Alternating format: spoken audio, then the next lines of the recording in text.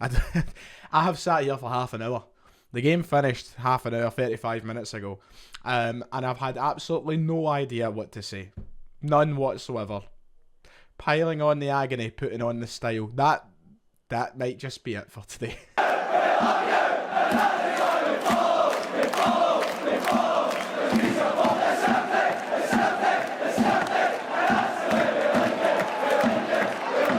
Ange Postecoglou isn't just here to win games. He isn't just here to win trophies. He's here to break records. He's here to take scalps. He's here to show no fucking mercy. That is what Ange Postecoglou is here to do, ladies and gentlemen. Welcome back to the channel. Dundee United 0, Celtic 9. Yes, you heard me correctly. Dundee United 0, Celtic 9. The biggest ever competitive away win in Celtic Football Club history. The record broke by Ange Postecoglou this afternoon. Now listen, I knew Dundee United were in a bit of a situation. I know they just got pumped 7-0 a few weeks ago off AZ Alkmaar. But not in a million years did I picture Celtic going up to Tannadice this afternoon and winning 9-0. I'm being honest when I really don't know how to go about this match reaction. It is one of the most... It's one of the most joyous, but it is genuinely one of the most difficult match review videos, 3 things we've learned videos that I will ever do. A lot of people always try to get sarky in the comments and they make a point like, yes, because 3 things is all we can learn. That's it, we're restricted at 3. Well, this week I understand that. There's no point in labelling this a 3 things we've learned video because we had 9 goals and it's alone without anything else happening in the game. So there's certainly more than 3 things that we've learned from today. What we have learned is Ange Postecoglou and Celtic Football Club at this moment in time are an animal like no other in Scottish football. Yesterday I made the joke to my dad. Rangers won, what was it, 5-0? 4 or 5-0, I can't remember now. But they won yesterday 4 or 5-0. And I said to my dad, jokingly, I said, oh well, we'll just need to go and win 5-0 tomorrow then.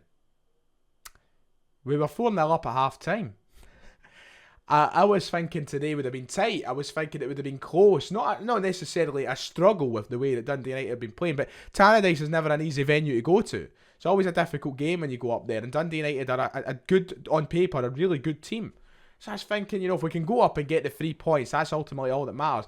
But the fact that we have ended today 9-0 winners, it could have been double digits. It probably should have been double digits.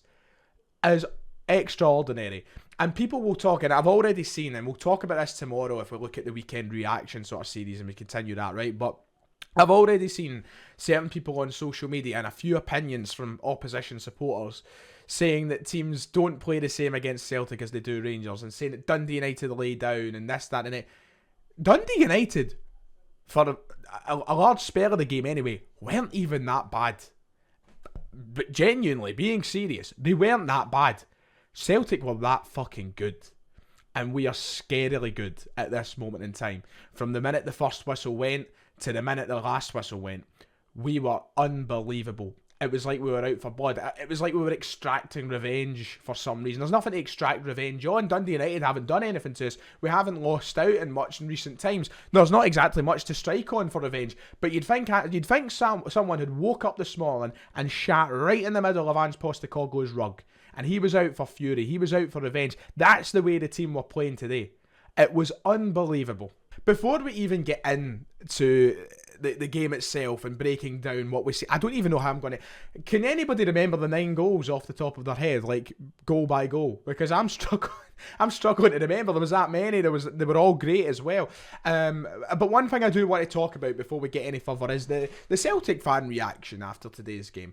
And for once, I think that we can honestly put recency bias behind us. And I think today's performance is the game for me that solidifies. Once again, you'll get plenty of Rangers fan who's saying it's because Dundee United are rotten, not having it at all. Celtic were unbelievable today, outstanding. Rangers fans can only dream of a team playing like that, simply put. But one thing that I will say about today is I think that game in itself, and that performance, that 90 minutes this afternoon, is for me the moment that makes me turn around and go, okay, it's easy. It's decided. This is the best Celtic team in a long time in my life. It surpasses Brendan Rodgers. It does. You know me, if you've been watching this channel long enough, Brendan Rodgers, that era, it's always been my favourite. It's the one I cherish the most. It's the one I look back at the most. And in my lifetime, it's the one I've enjoyed the most. This game this afternoon has single-handedly changed that opinion. I have never had so much fun in my life watching Celtic play than I have since the minute Ange Postecoglou has become manager. And it's all came to light today with this 9-0 performance. I've been very hesitant in uttering that. I was waiting at least a couple of years to say that I've enjoyed this era more than I did the Brendan Rodgers era. 9-0 at Dundee United. It's just unnatural. It's just not.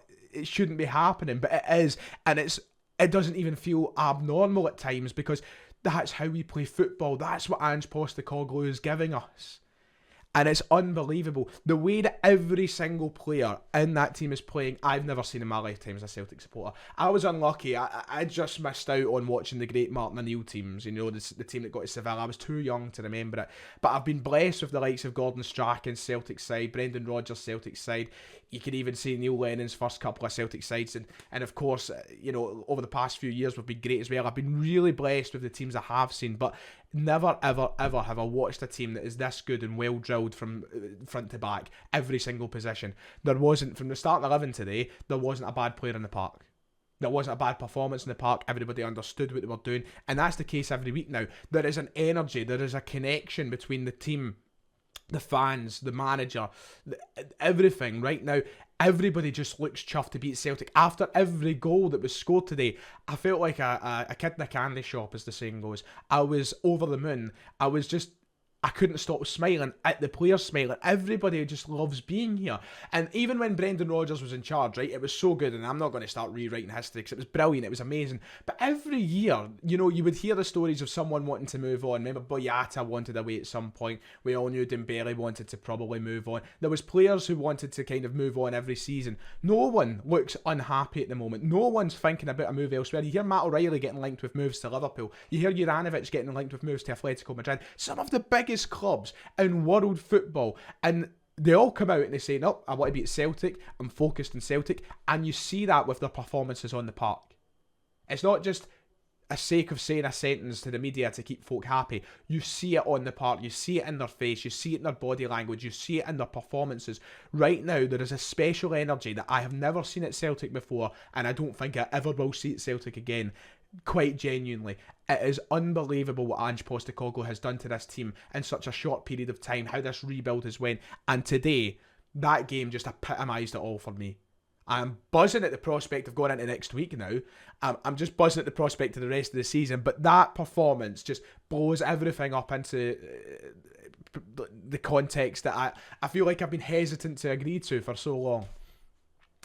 Honestly, unbelievable. Right, shall we talk about the game itself for a little bit? Where do I begin? Where do I begin with a performance in a game like that? The first half, 4-0 up at half time. But Kyogo Furuhashi with a first half hat-trick. He was on fire today. And I've been very vocal on this channel about my preferences for the Celtic striking role. I prefer Georgios Giakoumakis. That's not to say that he's better than Kyogo Furuhashi, because I'll say it right now. And this is what I mean. Sometimes I feel as a fan base, we're so reactionary, right? And we can get carried away with things, and we use recency bias a lot. But genuinely, Kyogo Furuhashi could be, I think he could go on to be the best since Larsson. My dad uttered the words today, and I never ever thought I'd hear him say it in his life. As soon as he scored the hat-trick, or the second, I think it was actually the second goal. The second goal was unbelievable, by the way. What a finish, and we'll come on to that in a moment. But my dad, Big Stevie, he uttered the words that he thinks he could be up there with Larsson and Jinky Johnson. I never ever, I just about fell off my chair. I never thought I'd see the day my dad compared anybody or thinks that anybody could come close to being Jinky Johnston. My dad, of course, he grew up watching the Lisbon Lions, never. But Kyogo Furuhashi, since the moment he signed for this club to right now, this moment in time, is continuously proving that he is in the conversation for being a Celtic great already. I think about it, if he's here for 3-4 more years, which I think he will be. I really do. The way he ends his Celtic career is going to be, no matter when it is, it's going to be glittering. He's going to be up there and remembered as one of the best. A hat-trick in the first half today. He's been on fire since the start of this season. And I prefer Giakoumakis personally, just because I really love Giakoumakis, right? But I absolutely adore Kyogo. He is the main man. He is the starting striker for a reason. He is the best striker in Scotland, one of the best players in Scotland. And he just keeps getting better and better. His intelligence in the game is unbelievable. The way he reads the game and gets into positions. You know, you look at 2 of his goals today, it's from very smart movement. It's from getting into the right areas at the right time, anticipating the right pass. Unbelievable. And his second goal, well, my oh my, we need to talk about his second goal, because his second goal is unbelievable. The technique, the finish, just the goal in general is unbelievable. I think that's the first time I can remember Kyogo scoring from outside the area. And it's easily his best goal for the club yet. The way he takes it first time is just, that's talent. That's just sheer raw talent. And you can't teach that at times. Unbelievable. Brilliant today with that first half hat-trick. Well deserved.